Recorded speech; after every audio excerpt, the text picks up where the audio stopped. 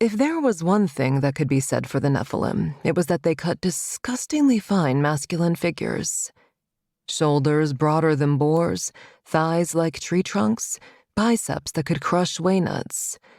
And if the size of their armor sheaths weren't optimistic, cocks that could compete with the trunk of a... I sank deeper into the shadow between the extravagantly carved armoire and the canvas wall as two royal soldiers marched into the massive king's tent, hurriedly kneeling and clasping fists over their chests and bowing their heads. "Sire, the general has returned and pleads for an immediate audience."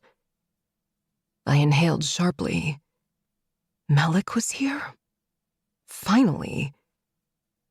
At the messenger's words, the king grunted, looking up from where he'd been pinching the ass of a nervous slave.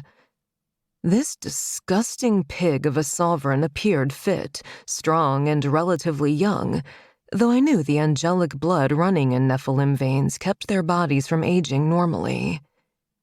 Yet, despite his apparent vigor, he spent most of his days sprawled in the furs while his people fought and bled.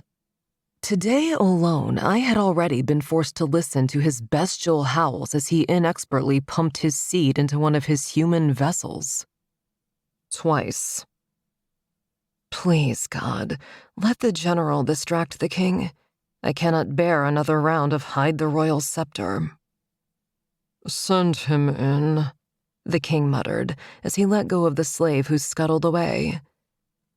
In the moments that the guards leaned out of the tent to call the general, the king's heavy brows pinched down over his nose in an expression that, admittedly, set off his rugged features beautifully and made his golden eyes shine out from the gloom, as if tiny suns existed within the shadows there.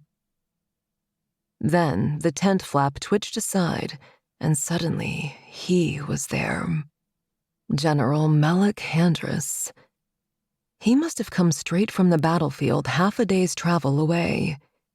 He was huge, forced to duck his head to enter the tent through the flap they called the door.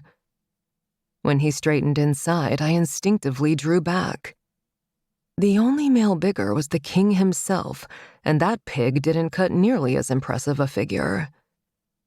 The famed General Malik seemed to be carved from rippling steel that had been refined in the fiery furnace of war until every impurity had been burned away.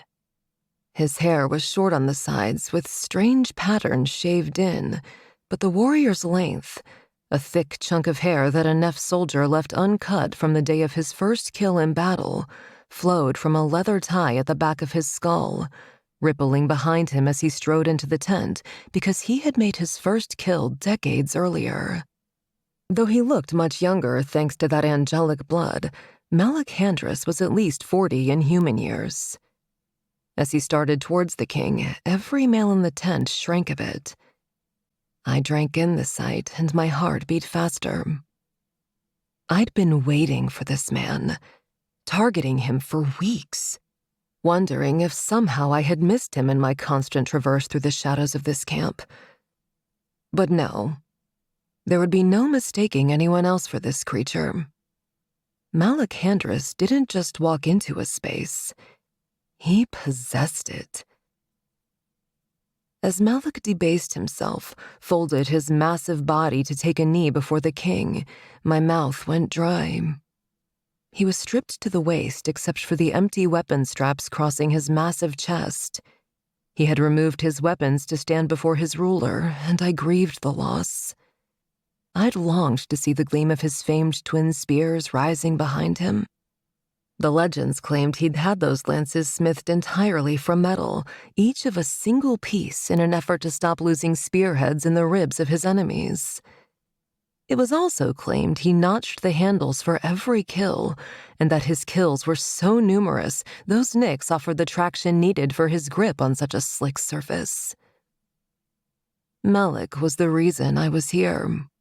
He was quite possibly the most daring and desirable man alive. Pity I had to kill him.